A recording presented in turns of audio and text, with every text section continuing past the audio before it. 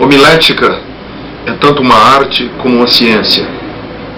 Como arte, é a nossa capacidade de intuir, de ter a criatividade de Deus no exercício da tribuna. Como ciência, é a capacidade que temos de discernir e de cortar retamente as Escrituras.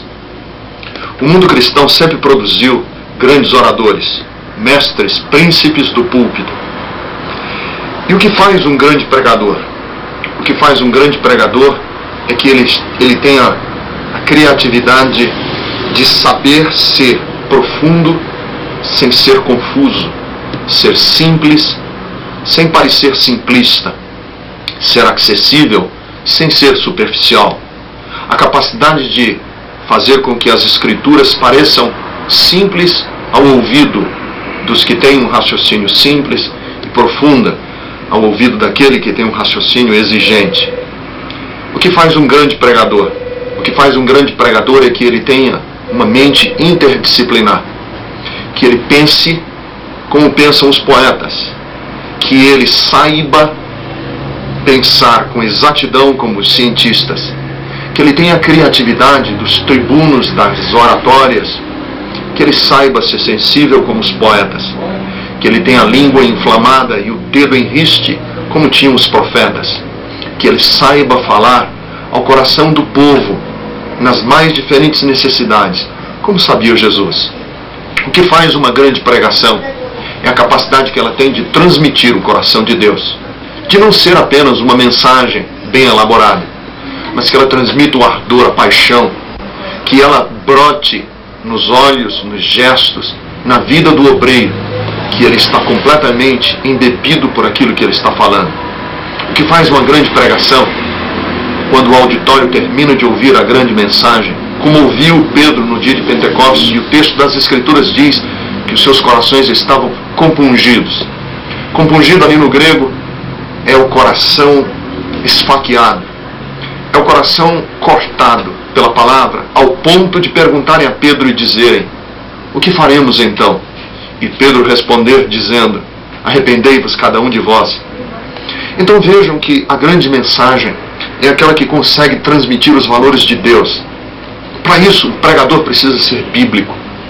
Por isso, eu sou um grande defensor da mensagem expositiva, aquela que usa as Escrituras como trilho do raciocínio, que não foge na temática para dizer o que eu bem quiser, mas aquela que busca suscitar nas entrelinhas, no espírito daquilo que está escrito, a verdadeira intenção do autor, a verdadeira intenção do Espírito Santo.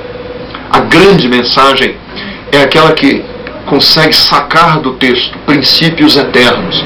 Porque vejam, as Escrituras foram escritas há muito tempo atrás, numa cultura completamente diferente da nossa, numa realidade geográfica, numa realidade de vida completamente diferente da que vivemos hoje. Era agropastoril naqueles dias, é urbana nos dias de hoje. Era uma vida restrita, hoje vivemos numa aldeia global.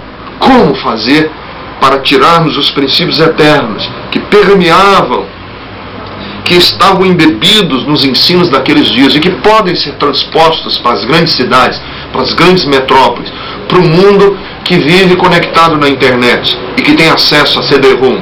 Como fazer para que esses princípios eternos das Escrituras possam transpirar para os dias de hoje?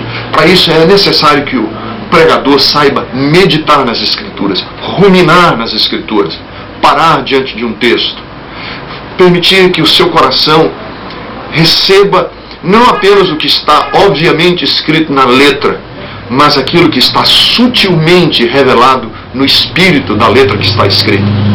O que faz um grande pregador é quando ele consegue transmitir a profundidade das Escrituras com a simplicidade de um homem que está no púlpito a transmitir o coração de Deus. Então, o grande pregador, a grande pregação, são aqueles que conseguem fazer com que os princípios eternos de Deus sejam pertinentes para as pessoas. Não adianta falarmos na tese, no princípio, se ele não tiver a utilidade, se ele não puder ser execuível, se as verdades ali ditas não puderem ser plausíveis. O que faz um grande pregador é que o auditório, independente de quem esteja ouvindo, saia. Pode até concordar ou discordar. Paulo pregou no Areópago e alguns discordaram, outros concordaram. Alguns ficaram em suspense, esperando maiores informações para que tomassem suas decisões. Pode ser que tenhamos esses 3 tipos de reação na nossa pregação, mas que ninguém ao ouvir um grande pregador saia com desdém. Que ninguém ao ouvir um grande pregador saia com aquela sensação terrível de que não foi feito o dever de casa, de que as palavras foram frívolas, que ele se resignou a apenas falar chavões, que ele repetiu slogans, que ele não foi criterioso no falar, no expressar os princípios no qual ele crê. Esses princípios, sendo eles verdade, têm que ser necessariamente analisados, têm que ser necessariamente discutidos no coração, principalmente daqueles que são contrários, daquelas pessoas que estão ouvindo a pregação e são contrárias àquilo que está sendo dito. Ora, se nós estamos pregando, falando a um auditório que pode ter dentro desse auditório pessoas com argúcia de argumentos, com tirocínio mental, e que vão nos ouvir e que são contrários àquilo que nós vamos ouvir, a nossa elaboração, a nossa transmissão da mensagem tem que ser tão excelente para que aquele que é contrário saia dali convencido, que ouviu, pode até não concordar, mas dá a mão ao palmatório, que os argumentos foram bem elaborados, que o que foi dito foi criteriosamente pensado. Um grande pregador é aquele que, como Jesus, ao levantar a sua voz, as multidões terminem dizendo o que disseram de Cristo. Nunca ouvimos alguém falar como este homem falou. Que Deus abençoe.